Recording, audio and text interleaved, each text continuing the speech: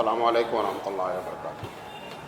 الحمد للہ رب العالمین والعاقبۃ للمتقین والصلاۃ والسلام علی رسول الکریم۔ اعوذ باللہ من الشیطان الرجیم، بسم اللہ الرحمن الرحیم۔ لقد کان لکم فی رسول اللہ اسوۃ حسنہ۔ محترم حضرات، ہم سیرت رسول اکرم صلی اللہ علیہ وسلم پر سلسلے وار گفتگو کر رہے ہیں اور آج اس کا 215واں سیریل ہے۔ کل ہم نے جو بات کی تھی کہ اللہ کے رسول نے ہماری تربیت سیاسی انداز میں کیسے کی، یہ بات ہم نے کی تھی۔ ہم آج اس کے بارے میں آپ کو تھوڑا سا یہ بتانا چاہ رہے ہیں کہ جب اس ذات نے جو ہماری تربیت کی تھی سیاسی لحاظ سے، جب وہ سیاست پر کنٹرول پایا تو اس نے حکومت کیسے چلائی۔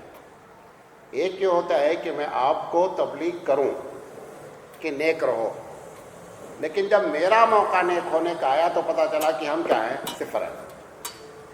اللہ کے رسول نے ہماری تربیت فرمائی کہ حکومت اگر اسلامی قائم ہو تو کس ڈھانچے پر اور کس ڈھرے پر قائم کی جائے گی۔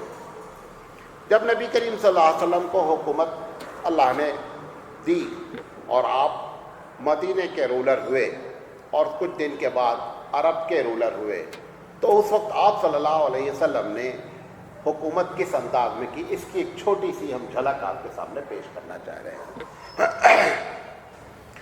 یہ زیادہ سے زیادہ جو عرصہ ہے وہ 4 سال کا ہے۔ اس کے پہلے تک مدینے کی حد تک اللہ کے رسول صلی اللہ علیہ وسلم کو لوگ بحیثیت قاضی تسلیم کرتے تھے، چیف جسٹس کے۔ لیکن اس کے بعد جب اللہ کے رسول نے اعلان کر دیا سن 8 ہجری میں کہ اور مکہ فتح ہو گیا، فتح ہونے کے بعد جب حج کا موقع آیا اور اس میں جب یہ آرڈر جاری کیا گیا کہ کوئی بھی مشرک اب بیت اللہ کا حج نہیں کرے گا، اس کا مطلب اب عرب دنیا پر اللہ کے رسول کا کنٹرول ہو چکا تھا۔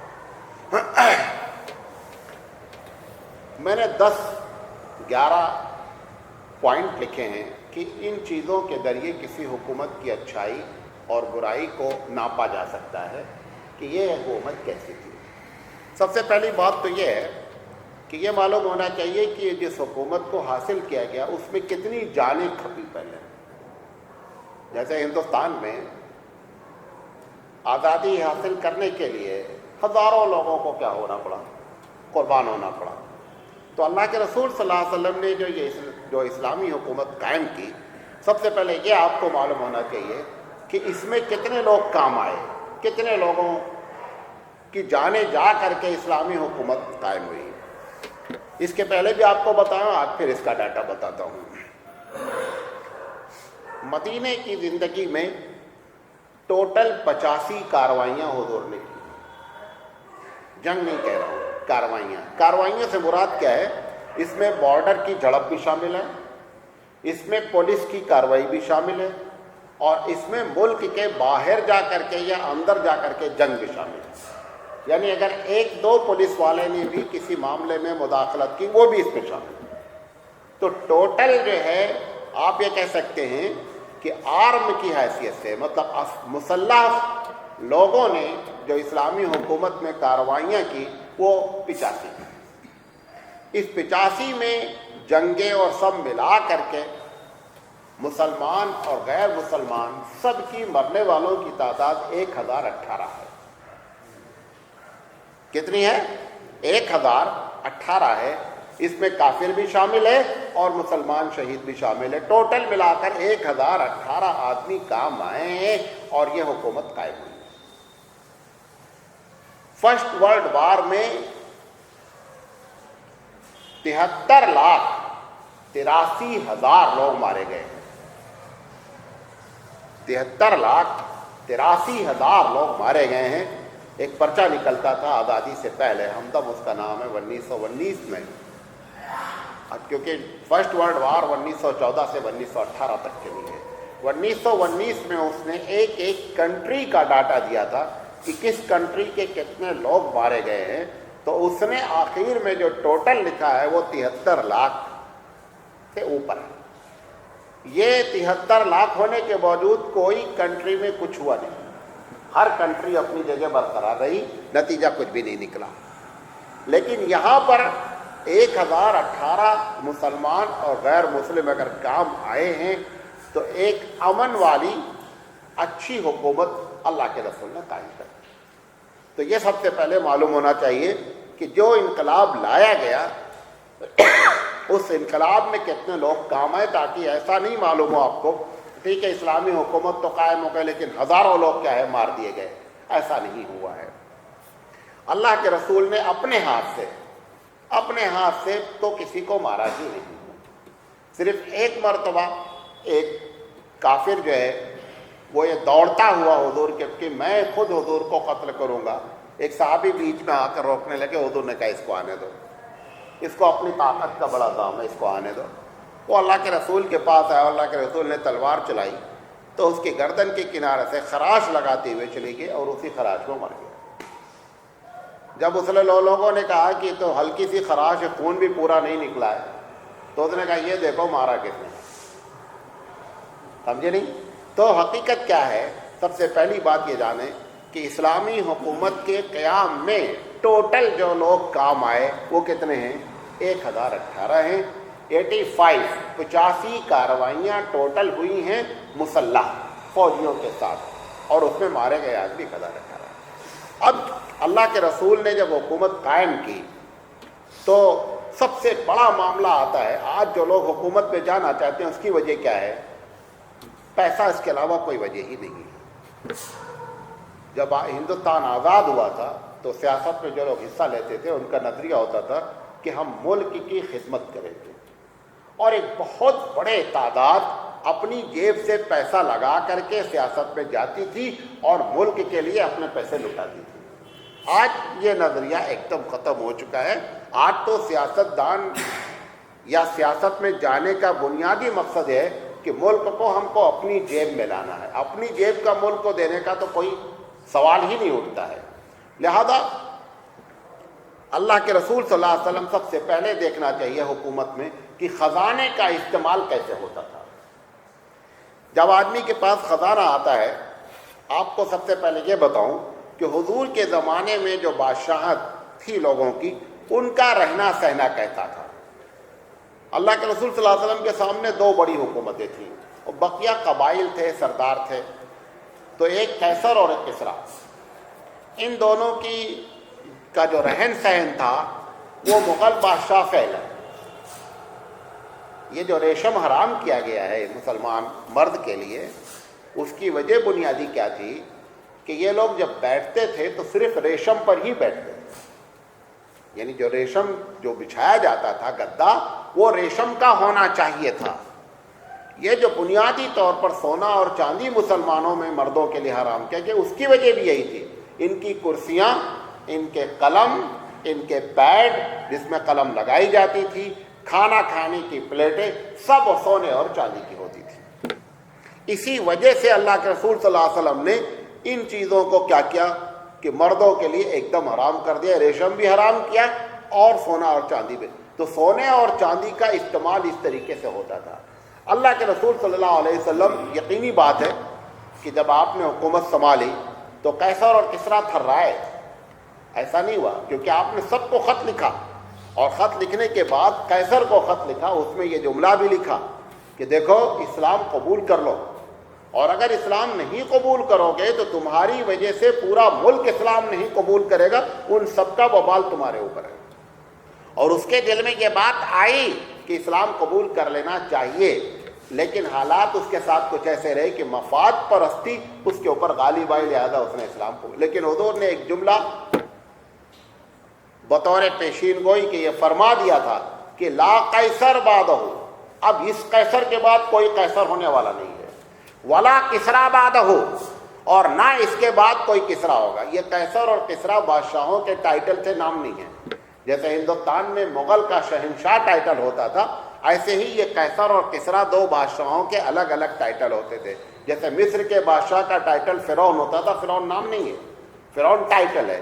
تو آپ نے فرمایا کہ اب انشاءاللہ اس کے بعد کوئی قیصر نہیں ہوگا، نہ کوئی کسریٰ ہوگا، یعنی کیا کہ یہ دونوں سپر پاور ختم ہو جانے والے ہیں، اسلام کا رعب اتنا ان کے اوپر پڑ چکا تھا، اور حضرت عمر رضی اللہ تعالیٰ عنہ کے زمانے آتے آتے دونوں سپر پاور کیا ہو گئے، ختم ہو گئے۔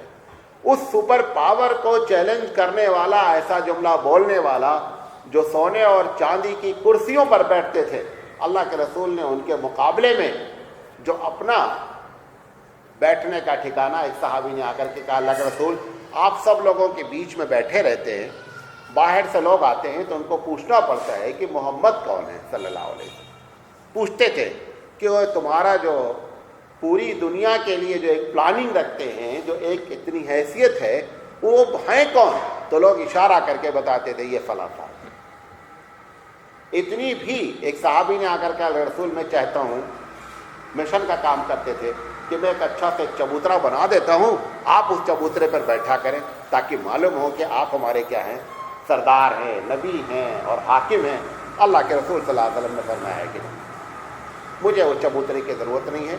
اب آپ اندازہ کریں کہ ایسی حکومت پانے کے بعد جس کے مقابلے میں سونے اور چاندی ہیں، وہ صرف پتھر کے چبوترے پر بیٹھنے کے لیے تیار نہیں ہے۔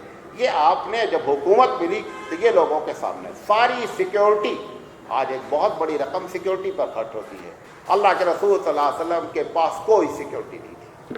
عام آدمی کو اجازت تھی کہ وہ آئے اور اپنا مسئلہ رکھے۔ ایک مرتبہ حضور جا رہے تھے راستے میں، آپ کو معلوم ہے کہ عربوں میں لونڈی اور غلام کی کوئی حیثیت نہیں تھی، جانور کو تو لوگ پیار بھی کرتے تھے لیکن لونڈی اور غلام کو اتنا بھی پیار نہیں دیا جاتا تھا۔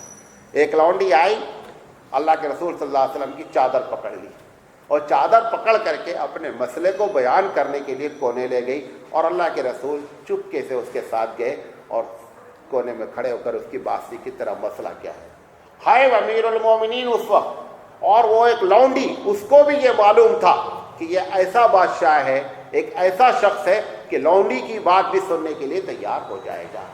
تو اگر نبی کریم صلی اللہ علیہ وسلم کو حکومت ملی تو آپ نے یہ کیریکٹر پیش کیا۔ تو میں سب سے پہلے آپ کو مال والا معاملہ بتاتا ہوں کیونکہ سب سے خطرناک مال کا معاملہ ہوتا ہے۔ آج تو گورنمنٹ کو جو انکم ہے اس کے بہت سے ذرائع ہیں، ٹیکسز ہیں، یہ ہے وہ ہے، دنیا بھر کے۔ اس وقت دو قسم کے انکم گورنمنٹ کی ہوتی تھی، ایک ہوتی تھی زکوٰۃ اور عشر کے ذریعے۔ عشر معلوم ہے، جو کھیتی ہوتی تھی اس کھیتی میں 5% یا 10% دیا جاتا تھا، اور دوسری زکوٰۃ کی انکم۔ تیسری جو انکم تھی تو عشر اور زکوٰۃ کو آپ ایک ہی مان لیں، اور جو تیسری انکم تھی وہ انکم تھی کہ جب کہیں لڑائی ہوتی تھی تو جو مال غنیمت پکڑا جاتا تھا وہ سرکاری خزانے میں لا کے ڈالا جاتا تھا۔ یہ دو مین ذرائع تھے حکومت کے انکم کے، نہ کوئی ٹیکس تھا اور نہ کسی قسم کی کوئی اور بات تھی۔ یہ جب پیسہ آتا تھا مال غنیمت، پہلا والا تو زکوٰۃ ہے۔ زکوٰۃ کے بارے میں آپ نے ایک فارمولہ بیان کر دیا۔ یہودیوں نے جب زکوٰۃ کا سسٹم سنا تو اللہ کے رسول صلی اللہ علیہ وسلم کے بارے میں ایک رومر پھیلائی، کہا کہ یہ سارا چکر پیسہ کمانے کا ہے بابو، اور کچھ نہیں ہے۔ اللہ کے رسول صلی اللہ علیہ وسلم نے جب پالیسی ڈکلیئر کی کہ سادات کو زکوٰۃ دے ہی نہیں سکتے، یعنی اہل بیت کو، بنی عقیل، بنی ہاشم اور بنو عباس اور اپنی ذات، ان چار کو آپ زکوٰۃ کی رقم دے ہی نہیں سکتے، زکوٰۃ ان کے لیے کیا ہے، حرام ہے۔ حضرت کے رسول صلی اللہ علیہ وسلم بیٹھے ہوئے تھے، حسین رضی اللہ تعالیٰ عنہ چھوٹے تھے، اتنے میں ایک صاحب نے لا کر کے کھجور دیا اور کہا صدقے کی کھجور ہے۔ وہ چھوٹے بچے تھے، اللہ کے رسول ان سے بات کرتے رہے، وہ حسن بقیاں چلتے ہوئے جا کر کے انہوں نے کھجور اٹھایا، منہ میں ڈال لیا۔ وہ بچے تھے، انہوں نے منہ میں ڈال لیا، اللہ کے رسول اتنے میں دیکھا، اب وہ جب ڈالا، یقینی بات چھوٹا بچہ بڑی کھجور، تو اللہ کے رسول صلی اللہ علیہ وسلم نے انگلی ڈال کر کے اس کھجور کو نکالا، اور انہوں نے کہا یہ صدقے کے مال ہے، یہ ہم نہیں کھا سکتے۔ اگر پیسہ آیا، حکومت ملی، تو خزانے کو اتنی لحاظ سے امانت داری سے استعمال کیا گیا۔ تو زکوٰۃ کا معاملہ تو اس طریقے سے کہ اہل بیت پر زکوٰۃ ہی حرام کر دی گئی۔ نمبر 2، جو مال غنیمت آتا تھا اس میں سے 1/5 اللہ نے قرآن میں ذکر کیا کہ 1/5 رسول کا ہے، اور بقیہ 4 میں حکومت اور مجاہدین کا حصہ ہے۔ وہ 1/5 اللہ کے رسول اپنے گھر والوں کے لیے استعمال کرتے تھے، اور اس کے بعد وہ بھی سارا کا سارا کیا ہے، غریبوں میں تقسیم ہو جاتا تھا۔ یہی وجہ ہے، آپ کو معلوم بھی ہوگا شاید، کہ اللہ کے رسول نے کبھی زندگی میں زکوٰۃ نہیں دی۔ کیوں؟ کیونکہ زکوٰۃ کے لیے مال کا سال بھر ہونا ضروری ہے. وہ سال بھر اللہ کے رسول کے پاس کبھی کوئی مال ٹکا ہی نہیں، لہذا آپ صاحب نصاب ہوئے ہی نہیں. حالانکہ جو 1/5 آتا تھا وہ چھوٹی رقم نہیں ہوتی تھی. جنگ حنین کی 1/5 رقم جو حضور کے حصے میں آئی تھی اس میں 43,000 بکریاں تھیں. 43,000 بکریاں گنی گئی تھی. بقیہ جو سامان آیا تھا وہ الگ ہے. جو بکریاں پکڑی گئی تھی وہ 43,000 تھی، گن کر کے ڈالی گئی. ابھی باقی تھی گننا، تو حضور نے کہا ایسے ہی ہانک دو، چھوڑو ان کو. تو ایسا نہیں کہ 1/5 کوئی 10-20 روپے ہوتے تھے، وہ بہت بڑی بڑی رقمیں ہوتی تھی، اور اللہ کے رسول صلی اللہ علیہ وسلم اس کو بھی غریبوں میں تقسیم کر دیتے تھے. تو حضرت عمر رضی اللہ تعالیٰ عنہ ایک مرتبہ اس عالم میں جب آپ حاکم تھے، آپ کے کمرے میں گئے ملاقات کرنے، تو دیکھا نبی کریم صلی اللہ علیہ وسلم چٹائی پر لیٹے ہیں بغیر بستر کے، اور تکیہ جو ہے وہ چمڑے کا ہے، اور اس کے اندر جو ہے کھجور کی پتیاں بھری ہوئی ہیں. حضرت عمر رضی اللہ تعالیٰ عنہ کی آنکھوں میں آنسو آ گیا کہ دنیا کا سب سے بڑا اور عظیم شخص وہ چٹائی پر لیٹا ہے، اور اس پر بستر بھی نہیں ہے، اور جو تکیہ ہے وہ تکیہ نرم نہیں ہے بلکہ کھجور کے پتوں کی ہے. اور اس کے بعد حضرت عمر کہتے ہیں کہ میں پورے کمرے کو دیکھنے لگا کہ ان کے پاس کیا کیا سامان کمرے کے اندر ہے. حضرت عمر رضی اللہ تعالیٰ عنہ فرماتے ہیں کہ صرف 2 چیز پورے کمرے میں موجود تھی. ایک کونے میں چمڑے کے 3 ٹکڑے تھے جو خشک رکھے ہوئے تھے، اور ایک دوسرے کونے پہ آپ نے فرمایا کہ جو چند مٹھی تھی جو زمین پر رکھی ہوئی تھی. یہ اس کی تھی جو شہنشاہ عالم تھا اس وقت. سمجھے نہیں؟ تو خزانہ اگر ملا تھا تو مال آیا تھا، تو مال کا سب سے صحیح استعمال آپ نے کیا کہ پبلک کے راستے میں غربا کو، فقراء کو تقسیم کیا، جہاں پہ جانا تھا وہاں جانا. بسا اوقات بعض آپ کے خاندان والے یہ چاہتے. ایک مرتبہ آپ نے فرمایا کہ دیکھو میں ایک خازن ہوں، خزانچی ہوں، خزانچی ہوں. خزانچی کا کام ہے اوپر سے آرڈر ملے اور تقسیم کر دے. اللہ نے جتنا آرڈر دیا ہے جہاں جانا ہے اس کے علاوہ ہم کسی کو کچھ نہیں دے سکتے. اسی بات پہ آپ نے فرمایا کہ انا قاسم واللہ یوتی، میں تو صرف بانٹنے والا ہوں، دینے والا حکم کا اور دینے والا مال کا رب ذوالجلال ہے. یہ ہمارا مال نہیں ہے کہ میں اپنی مرضی سے جہاں چاہوں وہاں خرچ کر دوں. اللہ کے رسول صلی اللہ علیہ وسلم کے اس ایمانداری کا نتیجہ امت میں بھی بہت کبھی کبھی نظر آتا ہے.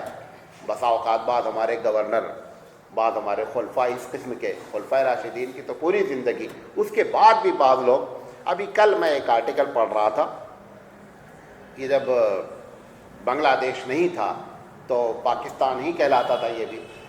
تو یہاں پر ایک کیا کہتے ہیں چیف جسٹس تھے، ان کا نام تھا شہاب الدین. بڑے ایماندار آدمی تھے. تو کچھ دن کے لیے ان کو گورنر بنا دیا گیا. تو بیچارے بڑے سیدھے سادے آدمی تھے.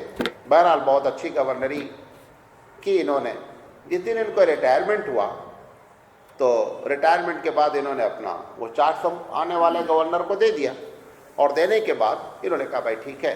ان کی ایک چھوٹی سی بریف کیس تھی، وہ اپنی اٹھائی اور اپنا گورنر ہاؤس سے چلے گئے. تھوڑی دور گئے تھے تو اس نے کہا صاحب آپ گورنر ریٹائر ہو رہے ہیں، ہماری فارمیلٹی بہت کچھ ہے. انہوں نے کہا جو بھی تمہاری فارمیلٹی اپنا کرتے رہنا، میں اپنے گھر جا رہا ہوں، ہمارا تمہارا رشتہ کیا ختم ہو گیا، ہم ریٹائر ہو گئے. تو اس نے کہا نہیں، گھر تک تو کم سے کم ہم آپ کو سیکیورٹی کے ساتھ بھیجنا ہے ہم کو.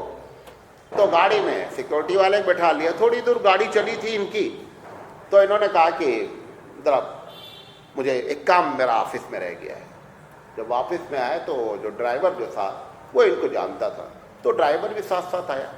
تو انہوں نے دیکھا کہ جہاں یہ بیٹھتے تھے وہاں سے انہوں نے ڈرا کھینچا، اور ڈرا میں ان کے پاس جو پن تھی اس میں انک گورنر ہاؤس کی بھری ہوئی تھی. تو انہوں نے وہ انک نکالی اور اس انک پاٹ میں ڈال کر کے اپنی پین کو بند کر لیا کہ پین ہمارا تھا لیکن انک جو تھی وہ سرکاری تھی، میں ریٹائر ہو گیا، لہذا اب اس سرکاری انک کو استعمال کرنے کا ہم کو حق نہیں ہے. ایسے لوگ کیوں پیدا ہوئے؟ یہ اس رسول کے امت کہ وہ جو کیا کہتے ہیں آپ نے تربیت فرمائی تھی، اس کے اثرات آج بھی نظر آتے رہتے ہیں. ایسا نہیں ہے کہ دنیا ایک دم خالی ہو گئی ہے. آپ یہ بات 100% جان لیں، دنیا میں ایسے لوگ رہتے ہیں جن کی برکت سے دنیا برقرار رہتی ہے. ہم چونکہ خود خراب ہیں لہذا ہم یہ سمجھتے ہیں کہ ساری دنیا ایسے ہی کرپٹ چل رہی ہے. ایسا نہیں ہے، بلکہ بہت سے ایسے اللہ والے رہتے ہیں جو نبی کریم صلی اللہ علیہ وسلم کی سنت کو زندہ رکھتے ہیں. تو نبی کریم صلی اللہ علیہ وسلم کے خزانے کے استعمال کا یہ عالم تھا. حضرت فاطمہ رضی اللہ تعالی عنہ یہ جب امیر المومنین ہو گئے، اللہ کے رسول حاکم ہو گئے، تو امیر المومنین کا لفظ حضور کے زمانے میں استعمال نہیں ہوتا تھا، یہ بات کا لفظ ہے. تو امیر کہتے تھے. اللہ کے رسول صلی اللہ علیہ وسلم حاکم تھے، تو کچھ لونڈیاں بہت زیادہ کسی جنگ میں پکڑ کر آ گئی. تو فاطمہ رضی اللہ تعالیٰ عنہ نے جا کر کے ان سے اپیل کی کہ ایک لونڈی مجھے بھی دے دو، اور اپنے ہاتھ دکھلائے کہ دیکھو میں چکی پیستی ہوں، سب مجھے چھالے پڑ گئے ہیں، تو ایک ہم کو بھی کام والی کوئی دیجیے، آپ دنیا بھر کو بانٹ رہے ہیں. نبی کریم صلی اللہ علیہ وسلم نے فاطمہ رضی اللہ تعالیٰ عنہ سے کہا کہ جو بدر میں لوگ شہید ہوئے ہیں، احد میں جو لوگ شہید ہوئے ہیں، ان کے یہاں ان کی بیوائیں ہیں اور یتیم بچے ہیں جن کے گھر میں کام کرنے کے لیے کوئی نہیں ہے. میں ان پر فاطمہ تم کو کیسے ترجیح دے دوں؟ اپنی بیٹی سے کہہ رہے ہیں کہ میں کیسے پریفرنس دے دوں؟ ہمارے سامنے یتیم لوگ موجود ہیں جن کی خدمت کرنے کے لیے آدمی چاہیے، ان کی پرورش کے لیے آدمی نہیں ہے، میں تم کو کیسے دے دوں؟ پھر آپ نے فرمایا فاطمہ تم غلام مانگ رہی ہو، لونڈی مانگ رہی ہو، میں تم کو اس سے بہتر چیز عطا کر دیتا ہوں. تو حضرت فاطمہ نے اس کو پوچھا وہ کیا ہے؟ تب اس وقت آپ نے وہ تسبیح فاطمہ بتائی جو آج آپ نماز میں پڑھتے رہتے ہیں. یہ اسی وقت کا واقعہ ہے کہ جس وقت یہ حضرت فاطمہ نے طلب کیا اور حضور صلی اللہ علیہ وسلم نے ان سے کہا کہ یہ اس سے بہتر کی چیز ہے.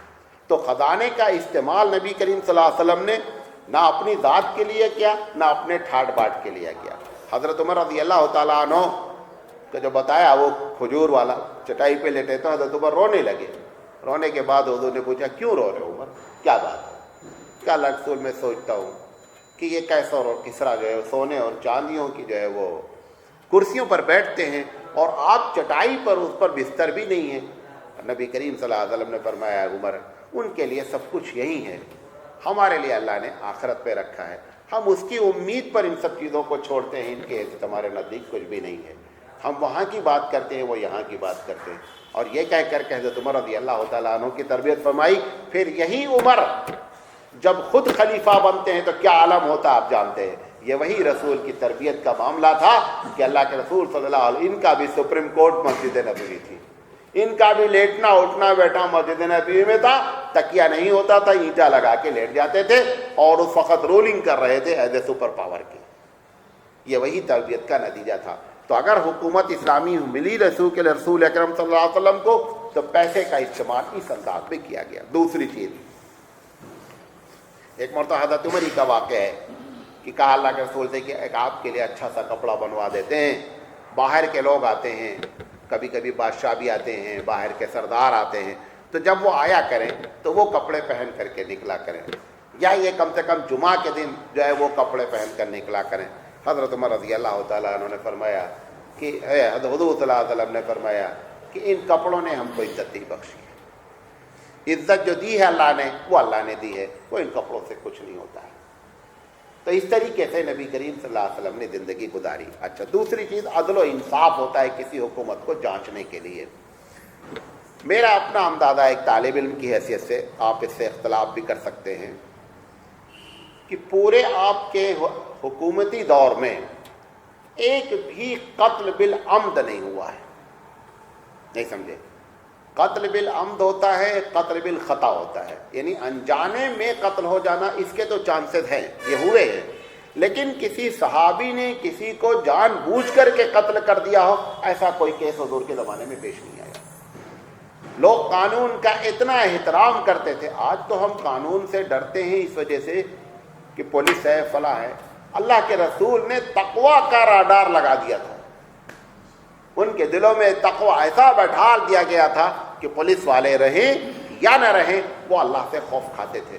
لہذا اس قسم کا کوئی مرڈر نہیں ہوا ہے، کسی مسلمان نے چوری نہیں کی ہے کوئی. حالانکہ آپ کوئی شہر کی بات نہیں کر رہا ہوں، حکومت کی بات کر رہا ہوں. حکومتی سطح پر چوری کا کیس اللہ کے رسول کے سامنے مسلمان کا نہیں آیا.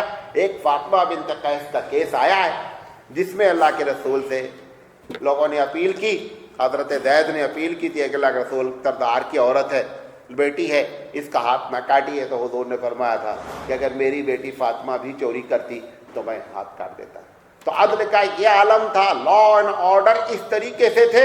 ایک بڑا طبقہ مدینے میں دروازہ بند کر کے نہیں لیٹتا تھا، کیونکہ علاقہ گرم تھا، چند مہینے ہی سردیاں ہوتی تھی، بقیہ زیادہ تر کیا ہوتا تھا، گرمی ہوتی تھی۔ اور ویسے بھی کیا ہے کہ دروازے بہت کم ہوتے تھے، کبھی ٹٹی کا، کبھی جو ہے وہ کیا کہتے ہیں کھجور کی جھاڑ کا، اس طریقے سے دروازے لگا دیتے تھے، گاؤں وغیرہ میں جیسے لگاتے ہیں۔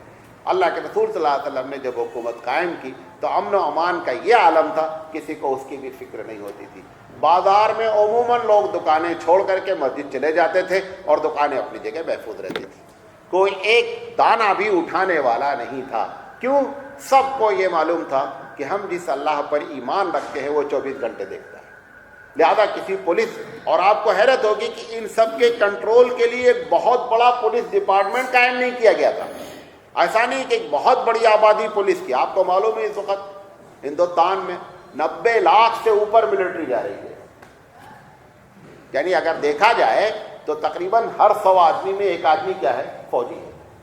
تو ایسا نہیں تھا کہ بہت بڑی تعداد سی آئی ڈی میں اور بہت بڑی تعداد پولیس میں اور بہت بڑی تعداد آرمی میں۔ آرمی کا تو معاملہ یہ تھا فوج کا کہ اس کی فوج نام کی کوئی چیز نہیں تھی۔ اللہ کے رسول جب کبھی باہر کا خطرہ محسوس کرتے تھے مسجد میں اعلان کر دیتے تھے، جہاد کی فضیلت بیان کرتے تھے، لوگ آ کر کے اپنا نام لکھا دیتے تھے، ختم، وہی فوج بن جاتی تھی اور وہی اللہ کے رسول صلی اللہ علیہ وسلم کے ساتھ نکل جاتے تھے۔ نہ ان کی کوئی تنخواہ تھی، سب کی تنخواہ اللہ کے اوپر تھی۔ ایسا اللہ کے رسول صلی اللہ علیہ وسلم نے تقوی کا معیار اور تقوی کی بہار پیدا کر دی تھی کہ لوگوں کی اس یہ کیفیت تھی۔ تو لا اینڈ آرڈر کا یہ عالم تھا کہ ملک کی سطح پر چوریاں رکی ہوئی تھی، ملک کی سطح پر مرڈر کے کیس نہیں ہو رہے تھے۔ سٹی یا محلے کی بات، آج ایک محلہ بھی اس سے خالی نہیں ہے۔ یو پی کا تو کوئی پولیس اسٹیشن ایسا نہیں رہتا جس میں ڈیلی مرڈر نہیں ہوتا ہو، کوئی ہے ہی نہیں۔ بہار کا کوئی بھی پولیس اسٹیشن ایسا نہیں ہے کہ جس میں ڈیلی مرڈر کے کیس نہ ہوتے۔ آپ جب جائیں پتہ چلا تھانے دار صاحب کہاں ہیں، تھانے صاحب مرڈر کیس میں گئے۔ تھانے دار سے ملاقات کرنا ایک بہت بڑا مسئلہ ہے، کیونکہ وہ مرڈر کیس بیچارہ دن بھر کیا ہے، دوڑتا رہتا ہے۔ تو نبی کریم صلی اللہ علیہ وسلم نے اس قسم سے لوگوں کی تربیت فرمائی تھی۔ نبی کریم صلی اللہ علیہ وسلم خود، یہ معلوم نہیں واقعہ آپ نے کبھی سنا ہے کہ نہیں سنا ہے، آپ مال تقسیم کر رہے تھے، اللہ کے رسول مال آیا ہوا تھا، آپ نے اعلان کر دیا تقسیم کر رہے تھے، تو کچھ بدو نئے مسلمان ہوئے تھے، تو وہ آ کر کے اللہ کے رسول کے اوپر ایک دم چڑھ گئے اور حضور اس میں دب گئے۔ اللہ کے رسول صلی اللہ علیہ وسلم کے ہاتھ میں کھجور کی ایک چھوٹی سی چھڑی تھی، اس کو آپ نے مارا۔ وہ اتفاق سے ایسا ہوا جب مارا نا تو وہ کھجور کی چھڑی یہاں سے لگی اور اس کے گال پہ زخم ہو گیا۔ اللہ کے رسول، حالانکہ غلطی اس کی تھی، اللہ کے رسول پر چڑھا، بھائی ترتیب سے آؤ، اور امیر المومنین ہیں، حاکم مدینہ ہیں اور سید الانبیاء ہیں، اس کے باوجود یہ حرکت کی۔ اللہ کے رسول نے جب دیکھا اس کو زخم ہوا، فوراً اس سے کہا کہ ایسا ہے کہ یہ مجھ سے غلطی ہوئی ہے، آپ مجھ سے قصاص لے لیں، اس کا بدلہ لے لیں۔ آپ اندازہ کریں کہ وقت کا اتنی بڑی ذات، اور وہ ایک عام آدمی کے سامنے اپنے آپ کو قصاص کے لیے پیش کر دیا کہ میں نے یہ جو مارا، ٹھیک ہے مجھے غصہ آیا، میں نے مار دیا، لیکن یہ جو تم کو زخم لگا ہے میں خود اپنے آپ کو پیش کرتا ہوں، اتنا زخم تم مجھے بھی لگا دو۔ اللہ کے رسول صلی اللہ علیہ وسلم کس کہنے پر اتنے کہا نہیں، میں آپ کو معاف کرتا ہوں۔ اس طریقے سے عدل اور انصاف قائم کیا گیا تھا۔ تو سب سے بڑی حکومت جب دیکھی جاتی ہے تو ایک پیسے کا معاملہ ہوتا ہے اور ایک ہوتا ہے کس چیز کا، کہ آپ عدل اور انصاف کتنا قائم کرتے ہیں۔ تیسری چیز جو آخری چیز ہے وہ بیان کر کے اپنی بات ختم کریں کہ آدمی کو آزادی کتنی ہوتی ہے۔ ہوتا ہے نا، بادشاہت تو جب ہوتی ہے تو اس کا مطلب ہوتا ہے کہ آپ کو منہ کیا رکھنا ہے، بند رکھنا ہے، آپ کو چاہے جتنا کھلائے پلائے لیکن زبان نہیں کھولنا ہے۔ نبی کریم صلی اللہ علیہ وسلم کے زمانے میں سب سے پوری امت کے لیے قیامت تک کے لیے پالیسی بنائی گئی کہ ہر غلط کام پر آپ تبلیغ کریں، اس وقت سے لے کر آج تک، کہ اگر کوئی آدمی غلط کام کر رہا ہے اس کا درجہ بیان کیا گیا کہ آپ طاقت سے روکیں، طاقت سے نہیں روکتے ہیں تو زبان سے آپ کو روکنا ہی روکنا ہے۔ یہ آج ہماری جو حالت ہے، مثال کے طور پر ایک آدمی نماز پڑھ رہا ہے، آپ دیکھ رہے ہیں نماز غلط پڑھ رہا ہے، ہم کبھی اس کو بولتے نہیں بھائی صاحب آپ نماز غلط پڑھ رہے ہیں، حالانکہ آپ کو معلوم ہے واجب ہے، واجب ہے کہ آپ اس کو بتائیں کہ آپ جو سجدہ کر رہے ہیں آپ ہاتھ بچھائے ہوئے ہیں، اللہ کے رسول نے فرمایا کتے کی طرح ہاتھ مت بچھاؤ، آپ دیکھ رہے ہیں، کبھی آپ منع نہیں کرتے ہیں کہ صاحب یہ غلط ہو رہا ہے۔ ٹوپی بغیر پہنے نماز پڑھا تو اس کے اوپر ٹوپی ڈال دے رہے ہیں، وہ بھی اچھا نہیں ہے، ٹوپی بغیر نماز نہیں پڑھنا چاہیے، وہ ادب کی مخالفت کر رہا ہے، یہ رسول کی مخالفت کر رہا ہے، اس پر نہیں منع کر رہا ہو، ٹوپی اس کے سر پہ ڈالنے کی تم کو فکر ہے، بغیر ٹوپی کی نماز پڑھ رہا ہے، الٹی باتیں شروع ہیں۔ تو یہ جو تبلیغ کا معاملہ ہے یہ اللہ کے رسول نے اظہار رائے یہاں تک دی کہ جب، آخری بات کہہ رہا ہوں یہ اس کو غور سے سنیں، جب تک آپ کو اپنی جان کا اور فزیکلی آپ کو تکلیف کا خطرہ نہیں ہے تب تک کسی کو تبلیغ سے آپ ہر حال میں آپ کو کرنا ہی کرنا ہے، یہ فتویٰ ہے۔ ایک آدمی کو یہ معلوم ہو گیا کہ میں اس کو منع کروں گا، یہ مولانا صاحب ہے ناراض ہو جائیں گے، ناراض ہونے دو، یہ صاحب ہیں ہم کو پیسہ دیتے وقتاً فوقتاً ناراض ہو جائیں گے، ناراض ہونے دو، جتنی بھی مصلحتیں ہیں سب کو چھوڑنا پڑے گا آپ کو تبلیغ کرنی۔ صرف دو ہی وجہ ہے کہ آپ تبلیغ سے رک سکتے ہیں، نمبر ایک کہ اگر اس کو بولیں گے تو یہ میری جان لے لے گا، نمبر دو اگر اس کو بولیں گے تو یہ مجھے مارے گا۔ یہ دو کیفیت کے علاوہ کسی بھی کیفیت میں آپ کے اور ہمارے اوپر سے تبلیغ اٹھتی نہیں ہے، اور خاص کر ایسے بڑے آدمی سے اگر ہم کو یہ معلوم ہو جائے کہ میں ان کو کہوں گا تو میری بات سنیں گے، میں نہیں کہہ رہا ہوں میں سب سے بڑا گنہگار ہوں، اگر ہم کو یہ معلوم ہو گیا کہ میری بات یہ بندہ مانے گا اور اس کے باوجود میں نہیں کہہ رہا ہوں، روز دیکھ رہا ہوں اور نہیں کہہ رہا ہوں، اس کا مطلب یہ سب سے بڑا گناہ ہے۔ تو یہ جو آزادی رائے دی گئی کہ غلطی پر لوگوں کو بتانا، یہ سب سے، اور یہ کس کے لیے؟ یہ امیر سے لے کر کے نوکر تک کے لیے۔ حضرت عمر کو جس بڑھیا نے ٹوکا تھا، حضرت عمر کو جس بوڑھے نے ٹوکا تھا، وہ اسی بنیاد پہ ٹوکا تھا کہ تمہاری بات جو تم کہہ رہے ہو کہ میری فرما برداری کرو، پہلے ان سوال کا جواب دے دو تب تمہاری فرما برداری کریں گے۔ حضرت ابو بکر نے جب خلافت سنبھالی تو لوگوں کے سامنے تقریر کہتے ہوئے کہا کہ میری بات اس وقت تک ماننا جب تک میں قرآن اور حدیث پر عمل کرتا رہوں، اگر اس کے خلاف چلوں تو تم مجھے سیدھا کر دینا۔ کوئی امیر دنیا کا آج یہ جملہ بولنے کے لیے تیار نہیں ہے کہ اگر میں غلطی کروں تو مجھے ٹوک دینا، بلکہ ہمارا مزاج یہ ہے ہم کتنا بھی غلط کریں تم کون ہوتے ہو مجھے ٹوکنے والے، یہ ہمارا مزاج ہے۔ تو آزادی رائے میں سب سے بڑی بڑائی یہ تھی کہ آدمی کو برائی سے روکنے کا پورا اختیار اس وقت سے دیا گیا، اور آج تک تبلیغ کا یہی درجہ برقرار ہے۔ دوسری چیز، جب یقینی بات ہے جب طاقت آتی ہے، پیسہ آتا ہے، تو ہر ساری برائی تو پیسے سے ہوتی ہے، اگر پیسے کے ساتھ کہیں طاقت آ گئی تب تو سمجھ جاؤ کہ یہ تکبر کا پہاڑ ہو جاتا ہے۔ ایسے موقع پر جب مسلمان کے پاس پیسہ بھی آیا، جب مسلمان کے پاس طاقت بھی آئی، سپر پاور سرنڈر ہو گئے، پالیسی بنائی گئی کہ مذہب کی تبلیغ میں کسی سے زبردستی نہیں کی جائے گی، لا اکراہ فی الدین، کہ دین میں کوئی بھی زبردستی نہیں ہے، اس کے سامنے آپ اسلام کی بات رکھیں، اچھے انداز میں رکھیں، رکھنے کے بعد آپ اس کو چھوڑ دیں، اگر اس کا دل چاہتا ہے تو ٹھیک ہے، نہیں چاہتا ہے تو آپ اس سے زبردستی نہیں کر سکتے، چاہے تمہاری حکومت ہو چاہے وہ تمہاری رعایا ہو، کسی بھی شکل میں اس طریقے سے ہر آدمی کو آزادی رائے کا حق دیا گیا۔ یہی وجہ ہے حضرت علی رضی اللہ تعالیٰ عنہ کے زمانے میں جب ایک طبقہ اٹھا جس کا نام خوارج ہے، تو خوارج نے حضرت علی کے خلاف باقاعدہ کافر کا فتویٰ دیا کہ حضرت علی کافر ہیں۔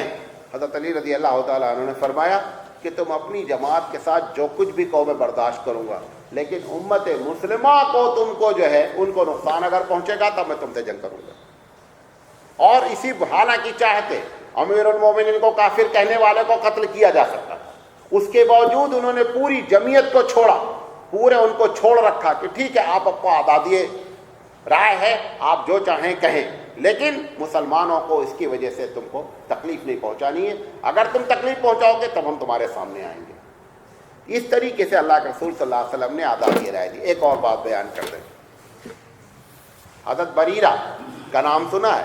یہ حضرت عائشہ کے گھر میں کام کرتی تھی، بڑی نیک بیوی تھی، ان کے شوہر غلام تھے، یہ بھی غلام تھی، لونڈی تھی۔ مسئلہ یہ ہے کہ اگر ان دونوں میں سے کوئی آزاد ہو جائے، جیسے لونڈی بیوی آزاد ہو گئی، تو بیوی کو فوراً یہ اختیار مل جاتا ہے، چاہے تو وہ غلام شوہر کے ساتھ رہے اور چاہے نہ رہے۔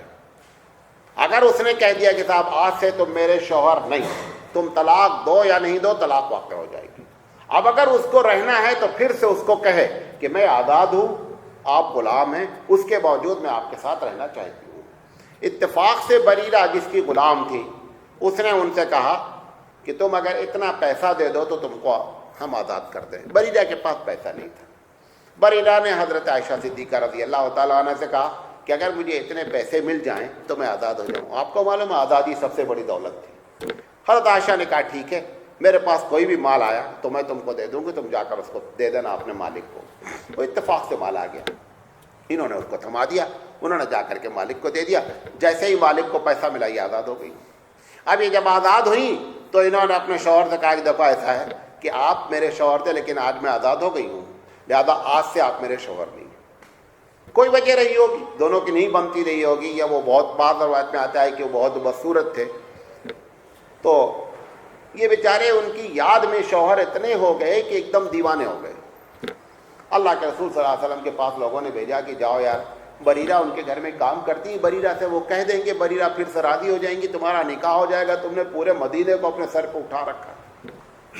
وہ بیچارے حضور کے پاس گئے، حضور صلی اللہ علیہ وسلم نے کہا ٹھیک ہے میں بریرہ سے بات کروں گا۔ بریرہ کو بلایا اور بریرہ سے کہا کہ تم اپنے شوہر کے ساتھ شادی کر لو، دوبارہ چلے جاؤ۔ بریرہ نے کہا کہ یہ آپ مجھے حکم دے رہے ہیں یا آپ کا مشورہ ہے؟ آپ اندازہ کریں ایک لونڈی سید الانبیاء سے اس طریقے سے گفتگو کرنے کی مجاز ہو گئی تھی کہ اس کو حق بات کہنے میں ذرہ برابر کی کوئی بات، اور سید الانبیاء سے سوال کرتی ہے کہ یہ آپ مجھے حکم دے رہے ہیں بحیثیت رسول کے تو آمنا و صدقنا ہے، اگر یہ آپ کا مشورہ ہے تو آپ کی اطلاع کے لیے میں نہیں شادی کروں گی۔ اور پوری زندگی بریرہ نے ان سے شادی نہیں کی، اور اللہ کے رسول کے چہرے پر شکن تک نہیں آئی۔ کیوں؟ کیونکہ ہر انسان کو اپنی آزادی کا اختیار تھا۔ بریرہ نے اپنی آزادی کو کیا کر دیا؟ استعمال کیا۔ نبی کریم صلی اللہ علیہ وسلم اس پر ناراض نہیں ہوئے یا ان سے بات چھوڑ دی، ٹھیک ہے میں نے حکم نہیں دیا تھا۔ اگر وہ کہتے تھے میں نے حکم دیا ہے بحیثیت رسول، اس کا مطلب وہی نازل ہوئی ہے، وہ تو ہوئی نہیں تھی۔ اللہ کے رسول کا خود ذاتی مشورہ تھا، آپ نے سچ سچ بات بیان کی کہ میرا ذاتی مشورہ ہے کہ تم مجھ سے شادی کر لو۔ انہوں نے کہا ضروری نہیں میں آپ کے ذاتی مشورے کو مانوں۔ اس طریقے سے اللہ کے رسول صلی اللہ علیہ وسلم کے صحابہ بھی اپنی آزادی کو استعمال بھی کرتے تھے اور اللہ کے رسول کے چہرے پر شکن بھی نہیں آتی تھی۔ اس سے معلوم ہوتا ہے جب نبی کریم صلی اللہ علیہ وسلم کو حکومت ملی تو آپ نے حکومت کو کس دھرے پر چلایا۔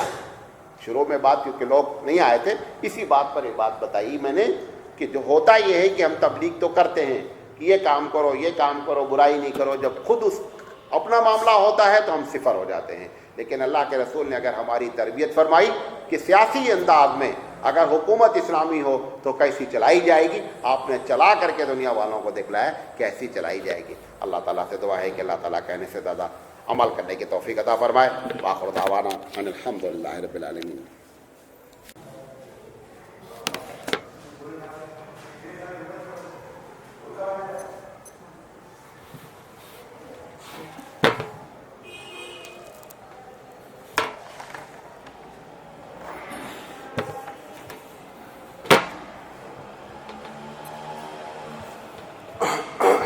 السلام علیکم ورحمۃ اللہ وبرکاتہ۔ الحمد للہ رب العالمین والعاقبۃ للمتقین والصلاۃ والسلام علی رسول الکریم۔ اعوذ باللہ من الشیطان الرجیم، بسم اللہ الرحمن الرحیم۔ لقد کان لکم فی رسول اللہ اسوۃ حسنہ۔ محترم حضرات، ہم سیرت رسول اکرم صلی اللہ علیہ وسلم پر سلسلے وار گفتگو کر رہے ہیں اور آج اس کا 215واں سیریل ہے۔ کل ہم نے جو بات کی تھی کہ اللہ کے رسول نے ہماری تربیت سیاسی انداز میں کیسے کی، یہ بات ہم نے کی تھی۔ ہم آج اس کے بارے میں آپ کو تھوڑا سا یہ بتانا چاہ رہے ہیں کہ جب اس ذات نے جو ہماری تربیت کی تھی سیاسی لحاظ سے، جب وہ سیاست پر کنٹرول پایا تو اس نے حکومت کیسے چلائی۔ ایک یہ ہوتا ہے کہ میں آپ کو تبلیغ کروں کہ نیک رہو، لیکن جب میرا موقع نیک ہونے کا آیا تو پتہ چلا کہ ہم کیا ہیں، صفر ہیں۔ اللہ کے رسول نے ہماری تربیت فرمائی کہ حکومت اگر اسلامی قائم ہو تو کس ڈھانچے پر اور کس ڈھرے پر قائم کی جائے گی۔ جب نبی کریم صلی اللہ علیہ وسلم کو حکومت اللہ نے دی اور آپ مدینے کے رولر ہوئے اور کچھ دن کے بعد عرب کے رولر ہوئے، تو اس وقت آپ صلی اللہ علیہ وسلم نے حکومت کس انداز میں کی، اس کی ایک چھوٹی سی ہم جھلک آپ کے سامنے پیش کرنا چاہ رہے ہیں۔ یہ زیادہ سے زیادہ جو عرصہ ہے وہ 4 سال کا ہے۔ اس کے پہلے تک مدینے کی حد تک اللہ کے رسول صلی اللہ علیہ وسلم کو لوگ بحیثیت قاضی تسلیم کرتے تھے، چیف جسٹس کے۔ لیکن اس کے بعد جب اللہ کے رسول نے اعلان کر دیا سن 8 ہجری میں کہ اور مکہ فتح ہو گیا، فتح ہونے کے بعد جب حج کا موقع آیا اور اس میں جب یہ آرڈر جاری کیا گیا کہ کوئی بھی مشرک اب بیت اللہ کا حج نہیں کرے گا، اس کا مطلب اب عرب دنیا پر اللہ کے رسول کا کنٹرول ہو چکا تھا۔ میں نے 10-11 پوائنٹ لکھے ہیں کہ ان چیزوں کے ذریعے کسی حکومت کی اچھائی اور برائی کو ناپا جا سکتا ہے کہ یہ حکومت کیسی تھی۔ سب سے پہلی بات تو یہ ہے کہ یہ معلوم ہونا چاہیے کہ جس حکومت کو حاصل کیا گیا اس میں کتنی جانیں کھپی پہلے۔ جیسے ہندوستان میں آزادی حاصل کرنے کے لیے ہزاروں لوگوں کو کیا ہونا پڑا، قربان ہونا پڑا۔ تو اللہ کے رسول صلی اللہ علیہ وسلم نے جو اسلامی حکومت قائم کی، سب سے پہلے یہ آپ کو معلوم ہونا چاہیے کہ اس میں کتنے لوگ کام آئے، کتنے لوگوں کی جانیں جا کر کے اسلامی حکومت قائم ہوئی۔ اس کے پہلے بھی آپ کو بتاؤں، آج پھر اس کا ڈاٹا بتاتا ہوں۔ مدینے کی زندگی میں ٹوٹل 85 کاروائیاں حضور نے کی۔ جنگ نہیں کہہ رہا ہوں، کاروائیاں سے مراد کیا ہے؟ اس میں بارڈر کی جھڑپ بھی شامل ہے، اس میں پولیس کی کارروائی بھی شامل ہے، اور اس میں ملک کے باہر جا کر کے یا اندر جا کر کے جنگ بھی شامل ہے۔ یعنی اگر 1-2 پولیس والے نے بھی کسی معاملے میں مداخلت کی، وہ بھی اس میں شامل ہے۔ تو ٹوٹل جو ہے آپ یہ کہہ سکتے ہیں کہ آرم کی حیثیت سے، مطلب مسلح لوگوں نے جو اسلامی حکومت میں کارروائیاں کی وہ 85 ہیں۔ اس 85 میں جنگیں اور سب ملا کر کے مسلمان اور غیر مسلمان سب کی مرنے والوں کی تعداد 1018 ہے۔ کتنی ہے؟ 1018 ہے۔ اس میں کافر بھی شامل ہے اور مسلمان شہید بھی شامل ہے۔ ٹوٹل ملا کر 1018 آدمی کام آئے ہیں اور یہ حکومت قائم ہوئی۔ فرسٹ ورلڈ وار میں 73,83,000 لوگ مارے گئے۔ 73,83,000 لوگ مارے گئے ہیں۔ ایک پرچہ نکلتا تھا آزادی سے پہلے، ہمدم اس کا نام ہے، 1919 میں، کیونکہ فرسٹ ورلڈ وار 1914 سے 1918 تک چلی ہے۔ 1919 میں اس نے ایک کنٹری کا ڈاٹا دیا تھا کہ کس کنٹری کے کتنے لوگ مارے گئے ہیں، تو اس نے آخر میں جو ٹوٹل لکھا ہے وہ 73 لاکھ سے اوپر ہے۔ یہ 73 لاکھ ہونے کے باوجود کوئی کنٹری میں کچھ ہوا نہیں، ہر کنٹری اپنی جگہ برقرار رہی، نتیجہ کچھ بھی نہیں نکلا۔ لیکن یہاں پر 1018 مسلمان اور غیر مسلم اگر کام آئے ہیں تو ایک امن والی اچھی حکومت اللہ کے رسول نے قائم کر دی۔ تو یہ سب سے پہلے معلوم ہونا چاہیے کہ جو انقلاب لایا گیا اس انقلاب میں کتنے لوگ کام آئے، تاکہ ایسا نہیں معلوم ہو آپ کو ٹھیک ہے اسلامی حکومت تو قائم ہو گئے لیکن ہزاروں لوگ کیا ہے مار دیے گئے، ایسا نہیں ہوا ہے۔ اللہ کے رسول نے اپنے ہاتھ سے تو کسی کو مارا ہی نہیں۔ صرف ایک مرتبہ ایک کافر جو ہے وہ یہ دوڑتا ہوا حضور کے کہ میں خود حضور کو قتل کروں گا، ایک صحابی بیچ میں آ کر روکنے لگے، حضور نے کہا اس کو آنے دو، اس کو اپنی طاقت کا بڑا دام ہے، اس کو آنے دو۔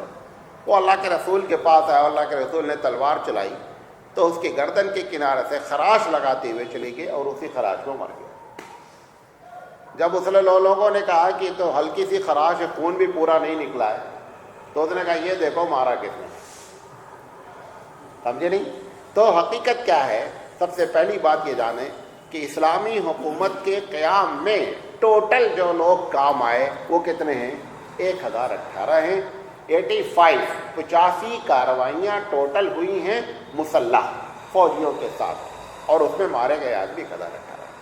اب اللہ کے رسول نے جب حکومت قائم کی تو سب سے بڑا معاملہ آتا ہے، آج جو لوگ حکومت میں جانا چاہتے ہیں اس کی وجہ کیا ہے؟ پیسہ، اس کے علاوہ کوئی وجہ ہی نہیں ہے۔ جب ہندوستان آزاد ہوا تھا تو سیاست میں جو لوگ حصہ لیتے تھے ان کا نظریہ ہوتا تھا کہ ہم ملک کی خدمت کریں گے، اور ایک بہت بڑے تعداد اپنی جیب سے پیسہ لگا کر کے سیاست میں جاتی تھی اور ملک کے لیے اپنے پیسے لٹاتی تھی۔ آج یہ نظریہ ایک دم ختم ہو چکا ہے۔ آج تو سیاستدان یا سیاست میں جانے کا بنیادی مقصد ہے کہ ملک کو ہم کو اپنی جیب میں لانا ہے، اپنی جیب کا ملک کو دینے کا تو کوئی سوال ہی نہیں اٹھتا ہے۔ لہذا اللہ کے رسول صلی اللہ علیہ وسلم سب سے پہلے دیکھنا چاہیے حکومت میں کہ خزانے کا استعمال کیسے ہوتا تھا۔ جب آدمی کے پاس خزانہ آتا ہے، آپ کو سب سے پہلے یہ بتاؤں کہ حضور کے زمانے میں جو بادشاہت تھی لوگوں کی، ان کا رہنا سہنا کیسا تھا؟ اللہ کے رسول صلی اللہ علیہ وسلم کے سامنے 2 بڑی حکومتیں تھیں، اور بقیہ قبائل تھے، سردار تھے، تو ایک قیصر اور ایک کسریٰ۔ ان دونوں کا جو رہن سہن تھا وہ مغل بادشاہ فعل ہے۔ یہ جو ریشم حرام کیا گیا ہے مسلمان مرد کے لیے، اس کی وجہ بنیادی کیا تھی کہ یہ لوگ جب بیٹھتے تھے تو صرف ریشم پر ہی بیٹھتے تھے، یعنی جو ریشم جو بچھایا جاتا تھا گدا، وہ ریشم کا ہونا چاہیے تھا۔ یہ جو بنیادی طور پر سونا اور چاندی مسلمانوں میں مردوں کے لیے حرام کیا گیا، اس کی وجہ بھی یہی تھی۔ ان کی کرسیاں، ان کے قلم، ان کے پیڈ جس میں قلم لگائی جاتی تھی، کھانا کھانے کی پلیٹیں، سب سونے اور چاندی کی ہوتی تھی۔ اسی وجہ سے اللہ کے رسول صلی اللہ علیہ وسلم نے ان چیزوں کو کیا کیا کہ مردوں کے لیے ایک دم حرام کر دیا، ریشم بھی حرام کیا اور سونا اور چاندی بھی۔ تو سونے اور چاندی کا استعمال اس طریقے سے ہوتا تھا۔ اللہ کے رسول صلی اللہ علیہ وسلم، یقینی بات ہے کہ جب آپ نے حکومت سنبھالی تو قیصر اور کسریٰ تھرائے، ایسا نہیں ہوا، کیونکہ آپ نے سب کو خط لکھا، اور خط لکھنے کے بعد قیصر کو خط لکھا، اس میں یہ جملہ بھی لکھا کہ دیکھو اسلام قبول کر لو، اور اگر اسلام نہیں قبول کرو گے تو تمہاری وجہ سے پورا ملک اسلام نہیں قبول کرے گا، ان سب کا وبال تمہارے اوپر ہے۔ اور اس کے دل میں یہ بات آئی کہ اسلام قبول کر لینا چاہیے، لیکن حالات اس کے ساتھ کچھ ایسے رہے کہ مفاد پرستی اس کے اوپر غالب آئی، لہذا اس نے اسلام قبول۔ لیکن حضور نے ایک جملہ بطور پیشین گوئی کہ یہ فرما دیا تھا کہ لا قیصر بعدہ، اب اس قیصر کے بعد کوئی قیصر ہونے والا نہیں ہے، ولا کسریٰ بعدہ، اور نہ اس کے بعد کوئی کسریٰ ہوگا۔ یہ قیصر اور کسریٰ بادشاہوں کے ٹائٹل تھے، نام نہیں ہے۔ جیسے ہندوستان میں مغل کا شہنشاہ ٹائٹل ہوتا تھا، ایسے ہی یہ قیصر اور کسریٰ 2 بادشاہوں کے الگ الگ ٹائٹل ہوتے تھے۔ جیسے مصر کے بادشاہ کا ٹائٹل فرعون ہوتا تھا، فرعون نام نہیں ہے، فرعون ٹائٹل ہے۔ تو آپ نے فرمایا کہ اب انشاءاللہ اس کے بعد کوئی قیصر نہیں ہوگا، نہ کوئی کسریٰ ہوگا، یعنی کیا کہ یہ دونوں سپر پاور ختم ہو جانے والے ہیں۔ اسلام کا رعب اتنا ان کے اوپر پڑ چکا تھا، اور حضرت عمر رضی اللہ تعالیٰ عنہ کے زمانے آتے آتے دونوں سپر پاور کیا ہو گئے؟ ختم ہو گئے۔ اس سپر پاور کو چیلنج کرنے والا، ایسا جملہ بولنے والا جو سونے اور چاندی کی کرسیوں پر بیٹھتے تھے، اللہ کے رسول نے ان کے مقابلے میں جو اپنا بیٹھنے کا ٹھکانہ، ایک صحابی نے آ کر کے کہا اللہ کے رسول آپ سب لوگوں کے بیچ میں بیٹھے رہتے ہیں، باہر سے لوگ آتے ہیں تو ان کو پوچھنا پڑتا ہے کہ محمد کون ہے صلی اللہ علیہ وسلم۔ پوچھتے تھے کہ وہ تمہارا جو پوری دنیا کے لیے جو ایک پلاننگ رکھتے ہیں، جو ایک اتنی حیثیت ہے، وہ ہیں کون؟ تو لوگ اشارہ کر کے بتاتے تھے یہ فلاں صاحب۔ اتنی بھی ایک صحابی نے آ کر کے اللہ رسول میں چاہتا ہوں، مشن کا کام کرتے تھے کہ میں ایک اچھا سے چبوترا بنا دیتا ہوں، آپ اس چبوترے پر بیٹھا کریں تاکہ معلوم ہو کہ آپ ہمارے کیا ہیں، سردار ہیں، نبی ہیں اور حاکم ہیں، اللہ کے رسول صلی اللہ علیہ وسلم نے فرمایا کہ مجھے وہ چبوترے کی ضرورت نہیں ہے. اب آپ اندازہ کریں کہ ایسی حکومت پانے کے بعد جس کے مقابلے میں سونے اور چاندی ہیں، وہ صرف پتھر کے چبوترے پر بیٹھنے کے لیے تیار نہیں ہے. یہ آپ نے جب حکومت ملی تو یہ لوگوں کے سامنے ساری سیکیورٹی، آج ایک بہت بڑی رقم سیکیورٹی پر خرچ ہوتی ہے. اللہ کے رسول صلی اللہ علیہ وسلم کے پاس کوئی سیکیورٹی نہیں تھی. عام آدمی کو اجازت تھی کہ وہ آئے اور اپنا مسئلہ رکھے. ایک مرتبہ حضور جا رہے تھے راستے میں، آپ کو معلوم ہے کہ عربوں میں لونڈی اور غلام کی کوئی حیثیت نہیں تھی. جانور کو تو لوگ پیار بھی کرتے تھے، لیکن لونڈی اور غلام کو اتنا بھی پیار نہیں دیا جاتا تھا. ایک لونڈی آئی، اللہ کے رسول صلی اللہ علیہ وسلم کی چادر پکڑ لی اور چادر پکڑ کر کے اپنے مسئلے کو بیان کرنے کے لیے کونے لے گئی، اور اللہ کے رسول چپکے سے اس کے ساتھ گئے اور کونے میں کھڑے ہو کر اس کی بات سی کی طرح مسئلہ کیا ہے. ہائے امیر المومنین اس وقت، اور وہ ایک لونڈی، اس کو بھی یہ معلوم تھا کہ یہ ایسا بادشاہ ہے، ایک ایسا شخص ہے کہ لونڈی کی بات بھی سننے کے لیے تیار ہو جائے گا. تو اگر نبی کریم صلی اللہ علیہ وسلم کو حکومت ملی تو آپ نے یہ کیریکٹر پیش کیا. تو میں سب سے پہلے آپ کو مال والا معاملہ بتاتا ہوں، کیونکہ سب سے خطرناک مال کا معاملہ ہوتا ہے. آج تو گورنمنٹ کو جو انکم ہے اس کے بہت سے ذرائع ہیں، ٹیکسز ہیں، یہ ہے وہ ہے، دنیا بھر کے. اس وقت دو قسم کی انکم گورنمنٹ کی ہوتی تھی. ایک ہوتی تھی زکوٰۃ اور عشر کے ذریعے. عشر معلوم ہے، جو کھیتی ہوتی تھی اس کھیتی میں 5% یا 10% دیا جاتا تھا. اور دوسری زکوٰۃ کی انکم. تیسری جو انکم تھی تو عشر اور زکوٰۃ کو آپ ایک ہی مان لیں. اور جو تیسری انکم تھی وہ انکم تھی کہ جب کہیں لڑائی ہوتی تھی تو جو مال غنیمت پکڑا جاتا تھا وہ سرکاری خزانے میں لا کے ڈالا جاتا تھا. یہ دو مین ذرائع تھے حکومت کے انکم کے. نہ کوئی ٹیکس تھا اور نہ کسی قسم کی کوئی اور بات تھی. یہ جب پیسہ آتا تھا مال غنیمت، پہلا والا تو زکوٰۃ ہے. زکوٰۃ کے بارے میں آپ نے ایک فارمولہ بیان کر دیا. یہودیوں نے جب زکوٰۃ کا سسٹم سنا تو اللہ کے رسول صلی اللہ علیہ وسلم کے بارے میں ایک رومر پھیلائی، کہا کہ یہ سارا چکر پیسہ کمانے کا ہے بابو، اور کچھ نہیں ہے.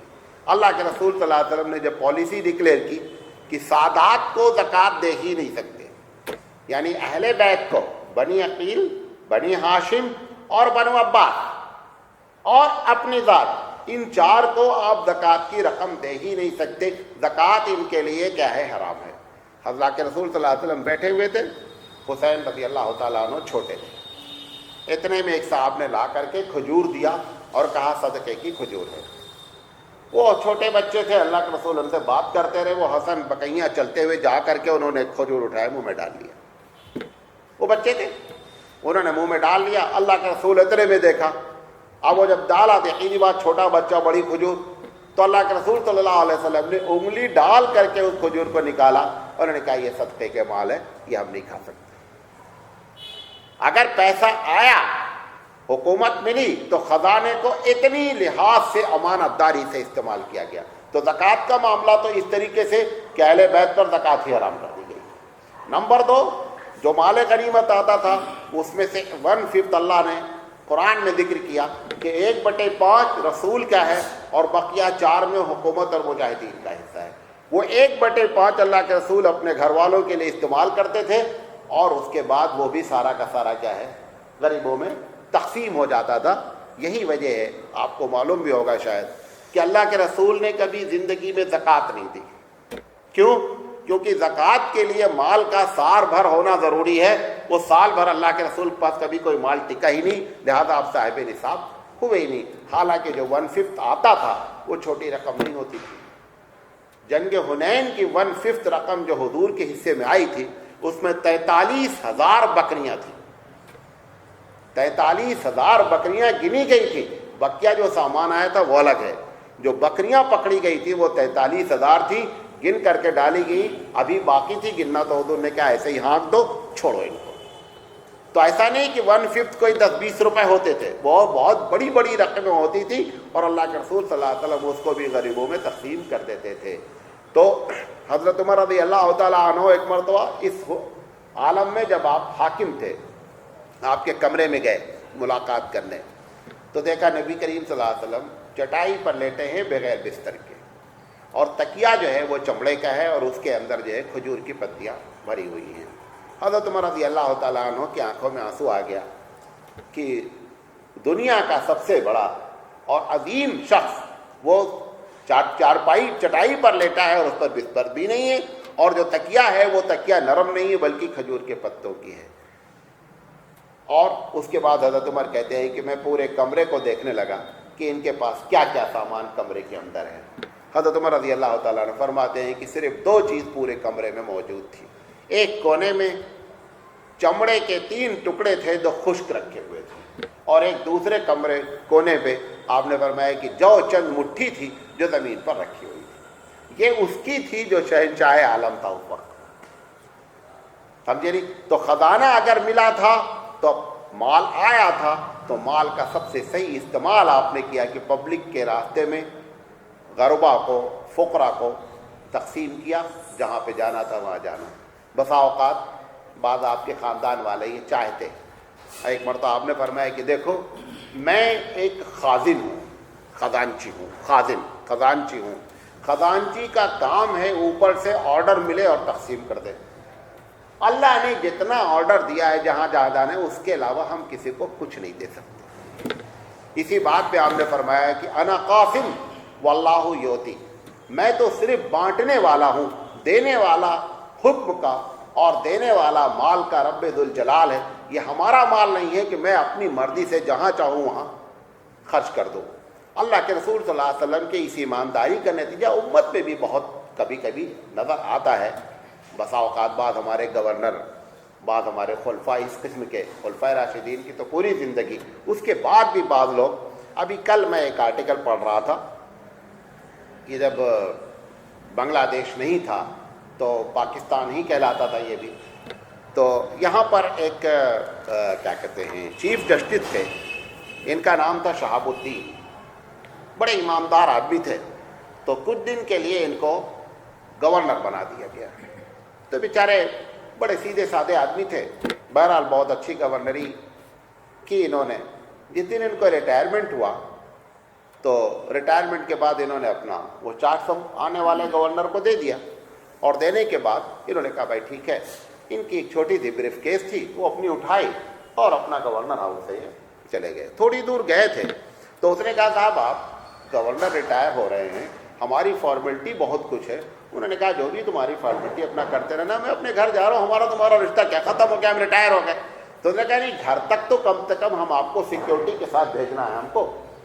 तो गाड़ी में सिक्योरिटी वाले बैठा लिया। थोड़ी दूर गाड़ी चली थी इनकी, तो इन्होंने कहा कि ज़रा मुझे एक काम मेरा ऑफिस में रह गया है।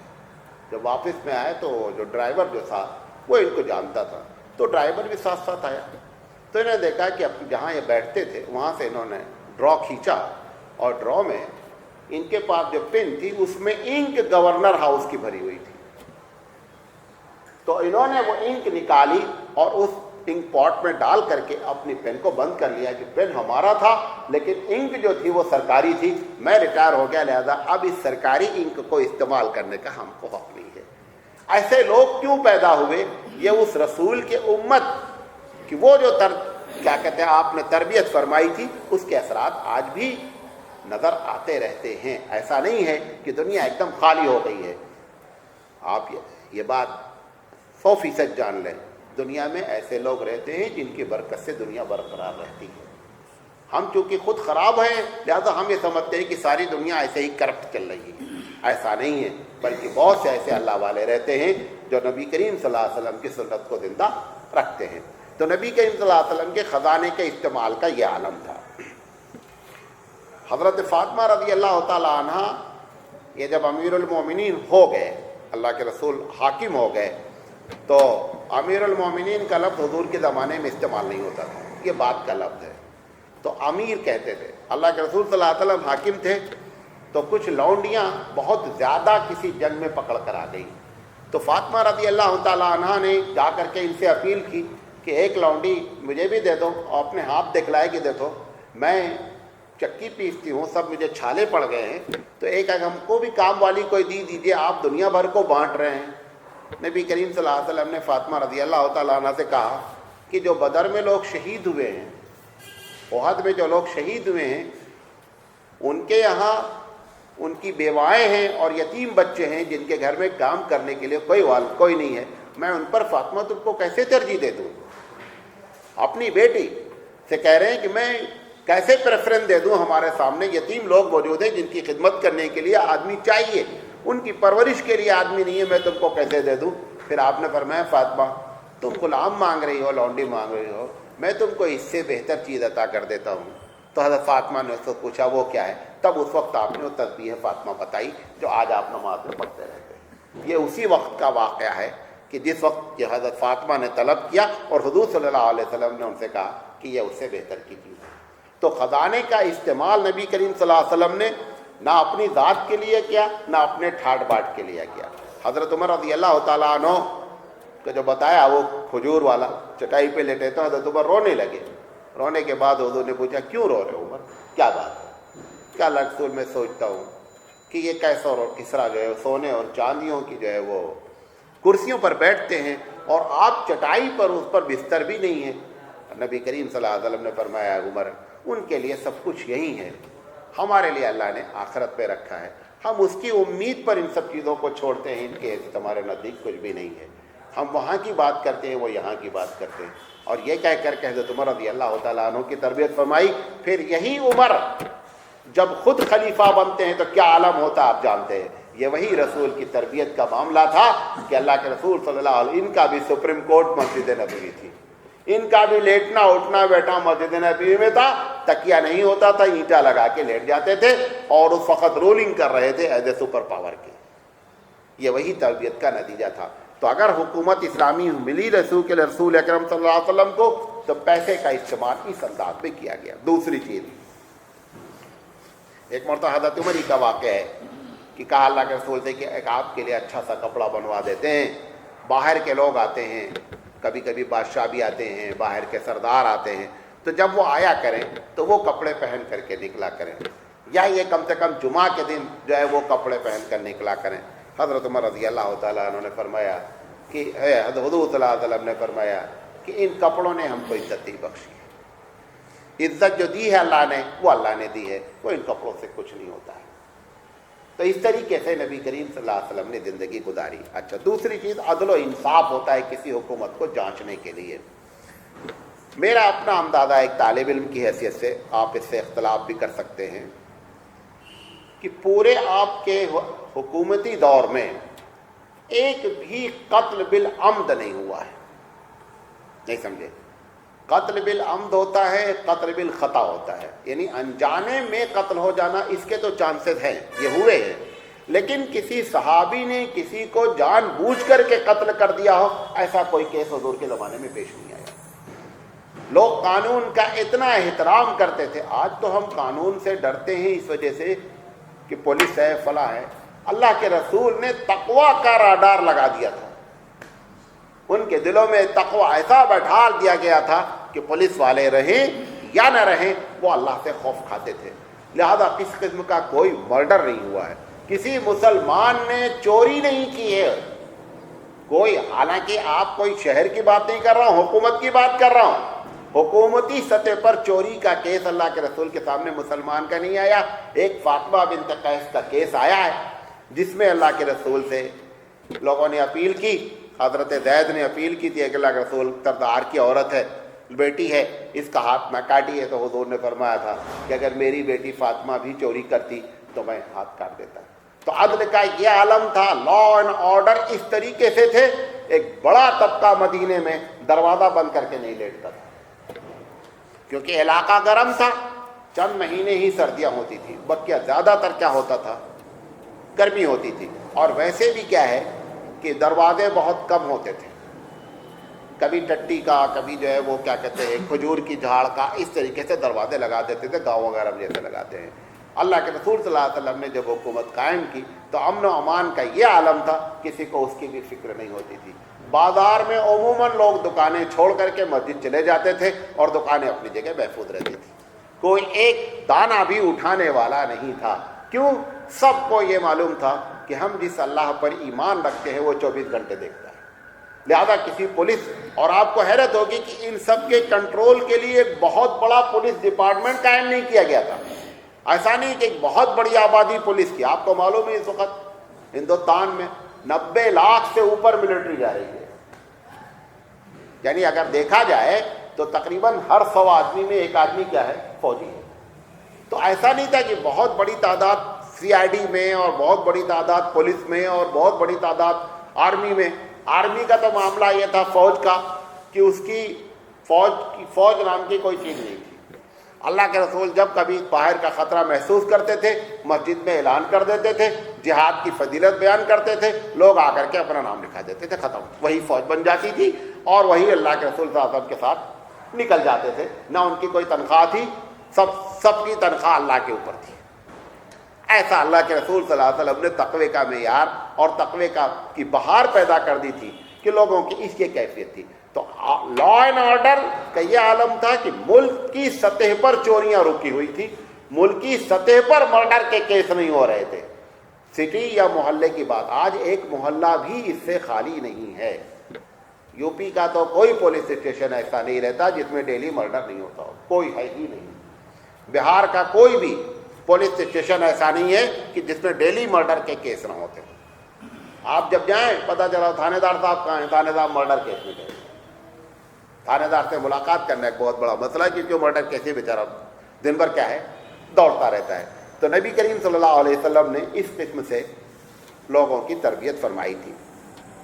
نبی کریم صلی اللہ علیہ وسلم خود، یہ معلوم نہیں واقعہ آپ نے کبھی سنا ہے کہ نہیں سنا ہے، آپ مال تقسیم کر رہے تھے، اللہ کے رسول مال آیا ہوا تھا، آپ نے اعلان کر دیا تقسیم کر رہے تھے، تو کچھ بدو نئے مسلمان ہوئے تھے، تو وہ آ کر کے اللہ کے رسول کے اوپر ایک دم چڑھ گئے اور حضور اس میں دب گئے۔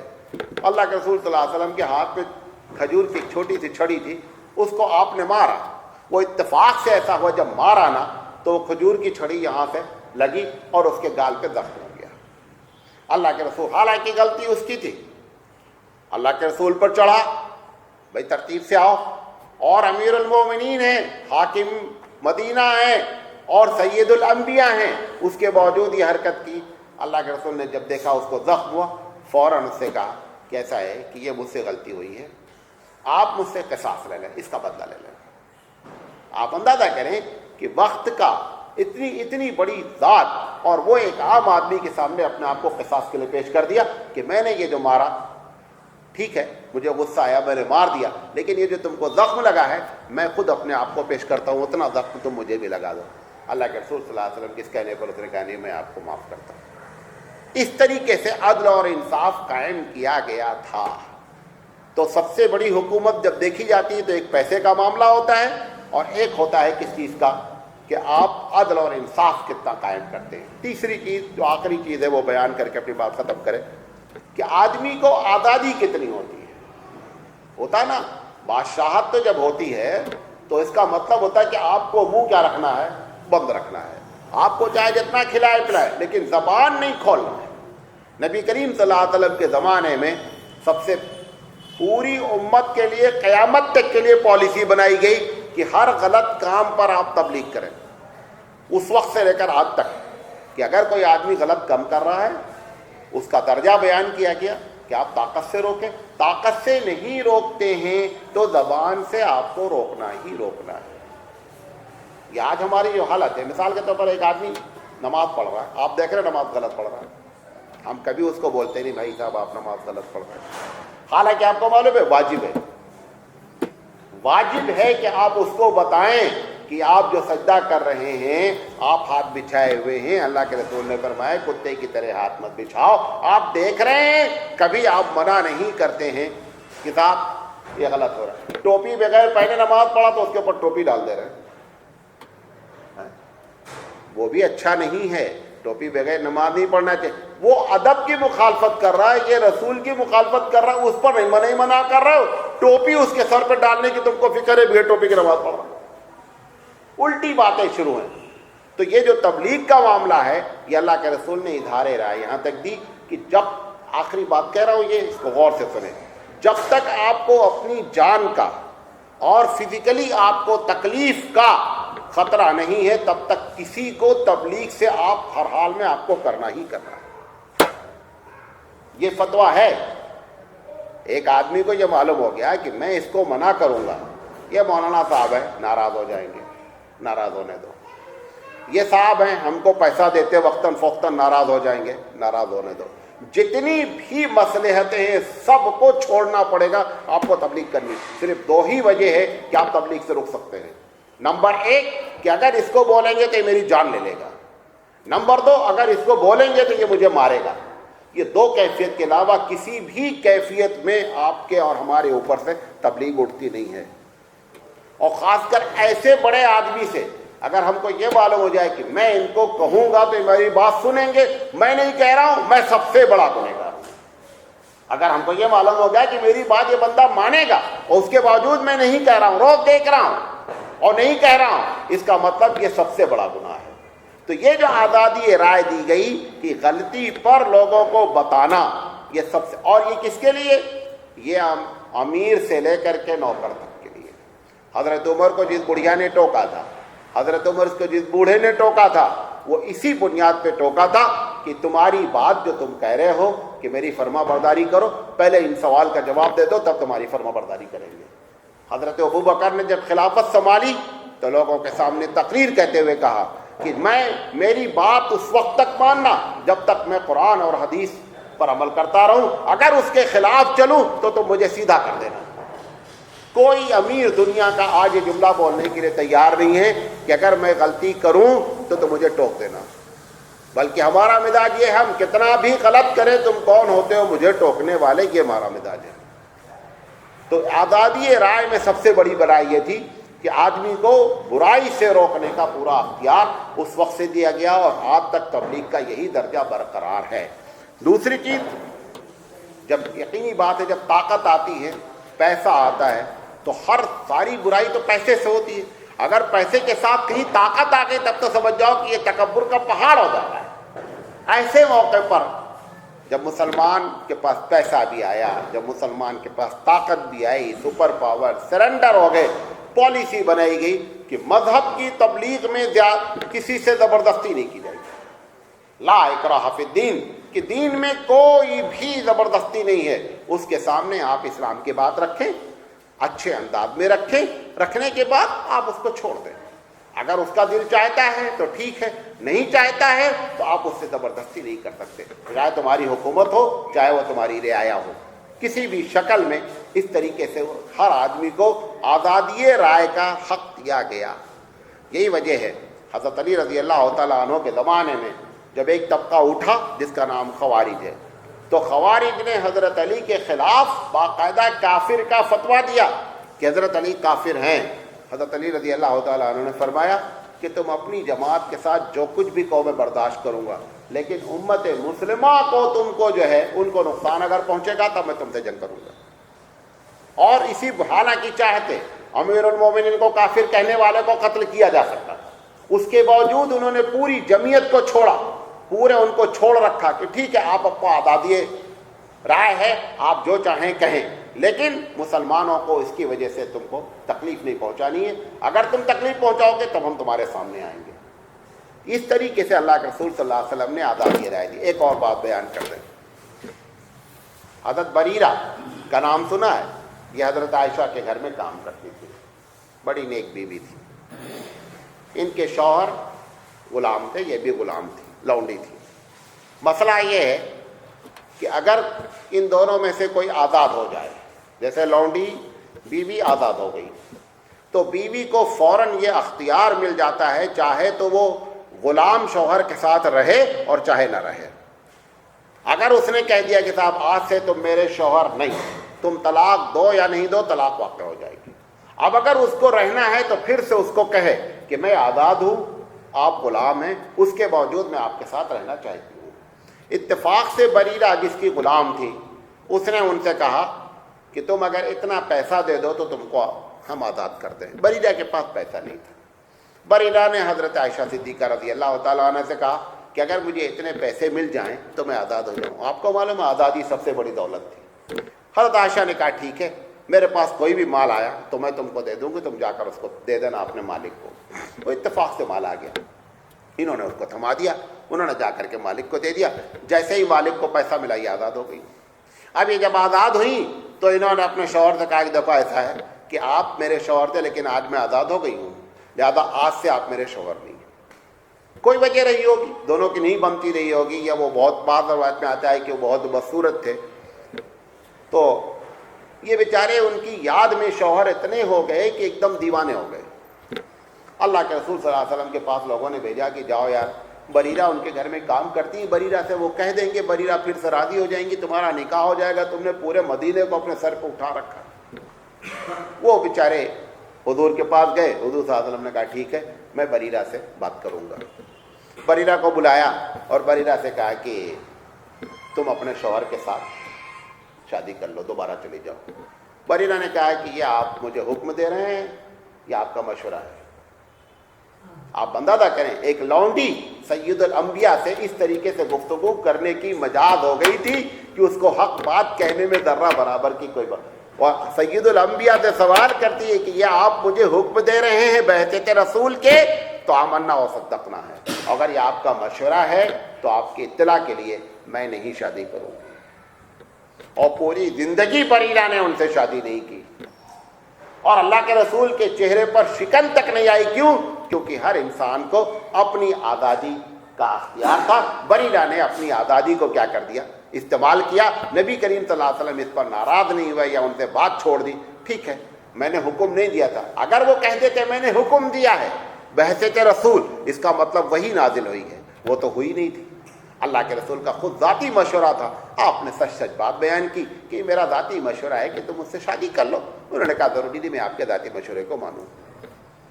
اس طریقے سے اللہ کے رسول صلی اللہ علیہ وسلم کے صحابہ بھی اپنی آزادی کو استعمال بھی کرتے تھے، اور اللہ کے رسول کے چہرے پر شکن بھی نہیں آتی تھی۔ اس سے معلوم ہوتا ہے جب نبی کریم صلی اللہ علیہ وسلم کو حکومت ملی تو آپ نے حکومت کو کس دھرے پر چلایا۔ شروع میں بات کیونکہ لوگ نہیں آئے تھے، اسی بات پر یہ بات بتائی میں نے کہ جو ہوتا یہ ہے کہ ہم تبلیغ تو کرتے ہیں کہ یہ کام کرو یہ کام کرو، برائی نہیں کرو، جب خود اپنا معاملہ ہوتا ہے تو ہم صفر ہو جاتے ہیں۔ لیکن اللہ کے رسول نے اگر ہماری تربیت فرمائی کہ سیاسی انداز میں اگر حکومت اسلامی ہو تو کیسی چلائی جائے گی، آپ نے چلا کر کے دنیا والوں کو دکھلایا کیسی چلائی جائے گی۔ اللہ تعالیٰ سے دعا ہے کہ اللہ تعالیٰ کہنے سے زیادہ عمل کرنے کی توفیق عطا فرمائے۔ وآخر دعوانا ان الحمد للہ رب العالمین۔